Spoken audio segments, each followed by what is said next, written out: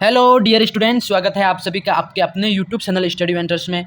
दोस्तों, आज के इस वीडियो में हम बात करने वाले हैं बीएसटीसी परीक्षा 2024 के बारे में। जी हां, आपकी एग्ज़ाम 30 जून को होने वाला है। काफ़ी कम समय बचा है और आज से अपन इस चैनल पर बीएसटीसी की रेगुलर क्लासेस लगाएंगे। आप सभी से हाथ जोड़कर रिक्वेस्ट है, अगर आप चैनल पर नए हैं तो चैनल को सब्सक्राइब करना, ताकि आपको बीएसटीसी की हर एक नोटिफिकेशन मिलती रहे।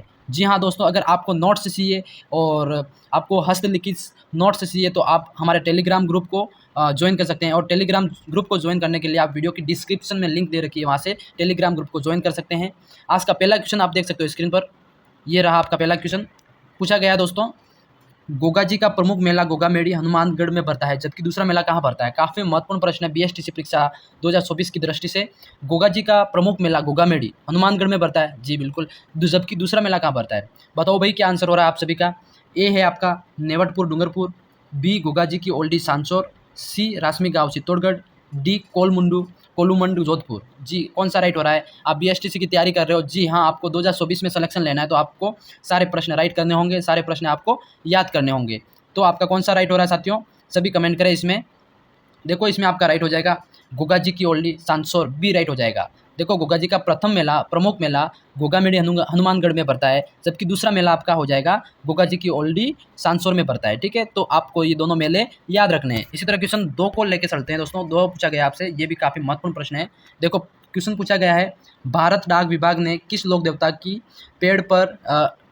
पड़ पर डाक टिकट जारी की। देखो, काफ़ी महत्वपूर्ण प्रश्न है, ये भी एग्जाम के अंदर पूछा जा सकता है। भारतीय डाक विभाग ने किस लोक देवता की पड़ पर डाक टिकट जारी की। जी कौन सा राइट हो जाएगा, आपका राइट हो जाएगा इसमें देव नारायण जी। देखो, लोक देवता की बात कर रहे हैं तो देव नारायण जी के नाम पर भारतीय डाक विभाग ने डाक जारी किया था, डाक टिकट जारी की थी। ठीक है, तो ऑप्शन 2 आपका क्लियर हो गया होगा।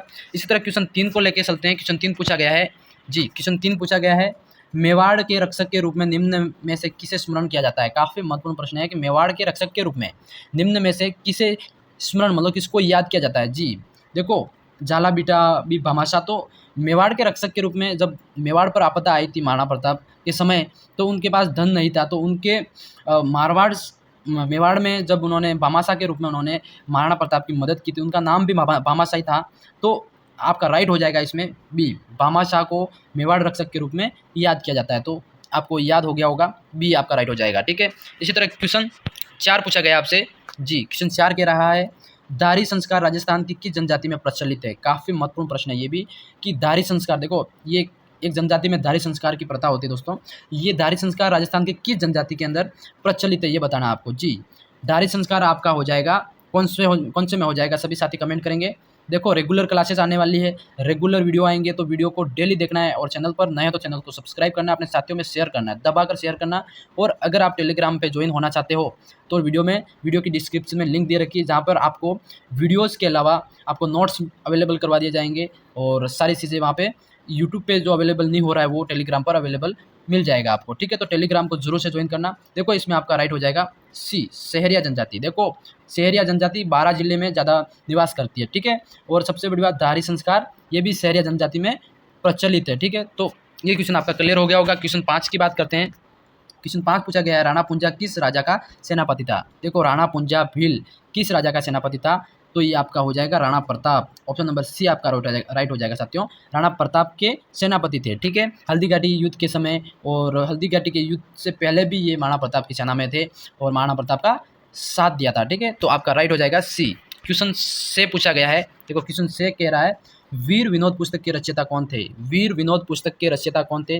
दोस्तों, एक बात आपसे पहले और बता देना चाहता हूँ। देखो, बीएसटीसी के अंदर राजस्थान से जो जितने भी क्वेश्चन बनते हैं, बारीकी से बारीकी प्रश्न उठा के पूछे जा सकते हैं, तो इसलिए आपको हर एक प्रश्न को ध्यान से पढ़ना है। और पूछा गया है, वीर विनोद पुस्तक के रचयिता कौन थे। जी वीर विनोद पुस्तक के रचयिता कौन हो जाएंगे आपके। 4 ऑप्शन है, सूर्यमल मिश्रण, बी श्यामल दास, सी गोविंदान देथा, डी आपका हो जाएगा कन्हैयालाल सेठिया। तो कौन सा राइट हो रहा है साथियों, सभी कमेंट करो, इसमें बताओ आपका कौन सा राइट हो रहा है इसमें। जी आपका राइट हो जाएगा इसके अंदर श्यामल दास, ये आपका राइट हो जाएगा। ठीक है, इसी तरह क्वेश्चन 7 पूछा गया है, निम्न में से कौन सा युग्म सही सुमेलित नहीं है। काफ़ी महत्वपूर्ण प्रश्न है यह भी। देखो, ऐसे सुमेलित के प्रश्न पूछे जाते हैं, युग्म कौन सा सही है कौन सा सही नहीं है, ऐसे बीएसटीसी के अंदर प्रश्न पूछे जाते हैं। तो आपको बताना है, इसमें जांच करना है कि कौन सा सेक्शन किसके साथ मैच हो रहा है। आपका जो मैच हो रहा है वो राइट होगा, नहीं हो रहा है वो गलत होगा। तो सुमेलित नहीं पूछा है तो जिसके साथ मैच नहीं हो रहा है तो वो आपको राइट बताना है, ठीक है। मेहदी, सोजत, लहसुन, बारा, इसबगोल जालौर के अंदर, और किन्नू बूंदी। जी साथियों, इसमें आपका डी राइट हो जाएगा, क्योंकि किन्नू बूंदी के अंदर नहीं, ये अदर दूसरी जगह है, तो डी आपका करेक्ट हो जाएगा, ठीक है। क्वेश्चन 8 पूछा गया आपसे। क्वेश्चन पूछा गया है कृष्ण मृग किस अभयारण्य में पाए जाते हैं। काफी महत्वपूर्ण प्रश्न है। इस अभयारण्य की विशेषता यही है कि इस अभयारण्य के अंदर कृष्ण मृग पाए जाते हैं। मतलब कृष्ण मृग का मतलब हिरण को कृष्ण मृग कहा जाता है, जो इस अभयारण्य में पाए जाते हैं। इसकी खास विशेषता है। तो ये कौन सा अभयारण्य हो जाएगा साथियों? सीता माता, रणथंभौर, सरिस्का, तालसापर। जी साथियों, आपका कौन सा राइट हो रहा है? इसमें सभी विद्यार्थी कमेंट करेंगे। देखो, बीएसटी की तैयारी मैं आपको बहुत ज़ोरों शोरों से करवाऊंगा, आपके लिए डेली वीडियोज़ लाऊंगा। आप प्लीज़ चैनल को सब्सक्राइब कर लें और वीडियो को अपने साथियों में शेयर करते रहना। आप चैनल को भरपूर प्यार दोगे तो मैं आपके बीएसटी में सिलेक्शन की गारंटी लेता हूं साथियों, ठीक है। आपका कौन सा राइट हो रहा है इसमें? देखो, आपका राइट हो जाएगा तालसापर अभयारण्य, ठीक है। तालसापर अभयारण्य प्रसिद्ध है किसके लिए? कृष्ण मृग हिरण के लिए, ठीक है। कृष्ण मृग के लिए प्रसिद्ध है, तो आपका डी राइट हो जाएगा साथियों। क्वेश्चन 9 पूछा गया है। क्वेश्चन 9 आपका कह रहा है नाथद्वारा में श्रीनाथ जी की मूर्ति को किसने प्रतिष्ठित करवाया था? काफी महत्वपूर्ण प्रश्न है साथियों। उदयपुर जिले के नाथद्वारा में जो श्रीनाथ जी की मूर्ति को किसने प्रतिष्ठित, मतलब उस मूर्ति का स्थापना किसने करवाई थी, प्रतिष्ठित किसने करवाया था? जी देखो, महाराणा राज सिंह आपका राइट हो जाएगा। ए आपका राइट हो जाएगा। महाराणा राज सिंह द्वारा इस श्रीनाथ मूर्ति का प्रतिष्ठान करवाया गया था नाथद्वारा के अंदर, तो आपका ए राइट हो जाएगा, ठीक है। क्वेश्चन 10 पूछा गया है आपसे। क्वेश्चन 10 कह रहा है, देखो, कांठल की गंगा और कामधेनु के नाम से प्रसिद्ध नदियों के लिए सही सुमेलित युग में कौन सा है? देखो, काफी महत्वपूर्ण प्रश्न है, पूछा गया है कि जो कांठल की गंगा किस नदी को कहा जाता है, और कांठल की कामधेनु और गंगा किस नदियों को कहा जाता है? इसमें जो सुमेलित नाम है वो बताना है। जी ए बनास और काली सिंधी, बी है आपका लूनी और परवन, सी आपका जोजरी बाणगंगा, डी आपका माही और चंबल। जी साथियों, कौन सा राइट हो रहा है? आप सभी कमेंट में बताएं। प्यारा सा कमेंट दे रखा है आपके सामने, कमेंट सेक्शन दे रखा है, उसमें आपको भरपूर कमेंट करना है कौन सा राइट हो रहा है। जी साथियों, बताओ इसमें कौन सा राइट हो रहा है? आपका इसमें राइट हो जाएगा डी, माही और चंबल नदी को कांठल की गंगा माही की नदी को कहा जाता है, और कामधेनु चंबल नदी को कहा जाता है। तो ये आपका डी राइट हो जाएगा साथियों। इस नदियों के लिए ये नाम दिए गए हैं, तो इसका सुमेलित युग में हो जाएगा डी, ठीक है। इसी तरह क्वेश्चन आपका 11 पूछा गया है। देखो, 11 प्रश्न पूछा गया है, निम्न में से किस जिले में चंबल नदी नहीं गुजरती है? देखो, ऐसा कौन सा जिला जिसमें से चंबल नदी नहीं गुजरती है? तो चित्तौड़ में से तो चंबल नदी गुजरती है। अगला है आपका, देखो, कोटा से भी गुजरती है। तो झालावाड़ आपका एक ऐसा जिला है जहाँ से चंबल नदी नहीं गुजरती। झालावाड़ आपका सी राइट हो जाएगा, ठीक है। क्वेश्चन 12 पूछा गया साथियों। क्वेश्चन 12 कह रहा है 30 मार्च 1949 को स्थापित वृद्ध राजस्थान के प्रथम प्रधानमंत्री कौन थे? देखो, काफी महत्वपूर्ण प्रश्न है, ये राजस्थान एकीकरण से संबंधित प्रश्न है कि 30 मार्च 1949 को स्थापित, देखो 30 मार्च 1949 को कौन सा राज्य स्थापित हुआ था? वृद्ध राजस्थान स्थापित हुआ था, ठीक है।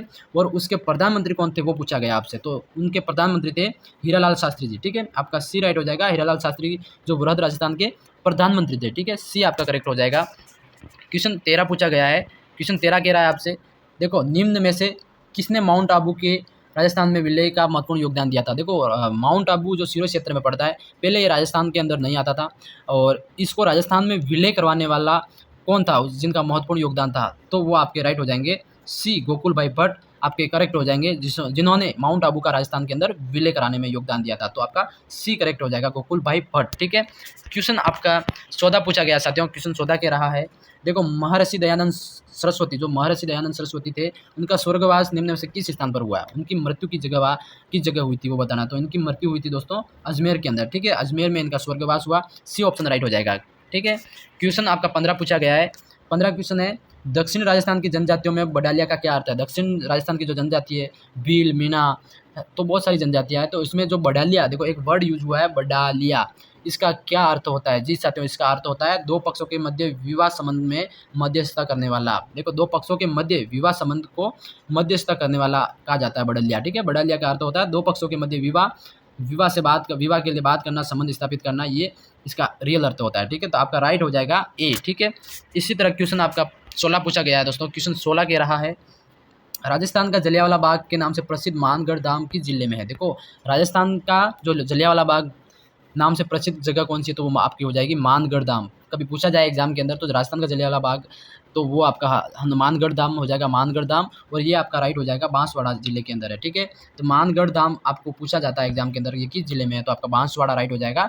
बी आपको करेक्ट करना है। इसी तरह क्वेश्चन आपसे 17 पूछा गया है। क्वेश्चन 17 कहता है, देखो, निम्न में से कौन टोंक मुस्लिम रियासत का संस्थापक था? काफ़ी महत्वपूर्ण प्रश्न ये भी कि कौन कौन शासक था जो टोंक मुस्लिम रियासत का संस्थापक था? देखो काफ़ी महत्वपूर्ण प्रश्न है ये भी। तो ये आपका राइट हो जाएगा अमीर खां पिंडारी। अमीर खां पिंडारी जो टोंक जिले के मुस्लिम रियासत के संस्थापक थे। ठीक है, मुस्लिम रियासत के संस्थापक अमीर खां पिंडारी, ये राइट हो जाएगा साथियों। ठीक है, क्वेश्चन 18 पूछा गया है।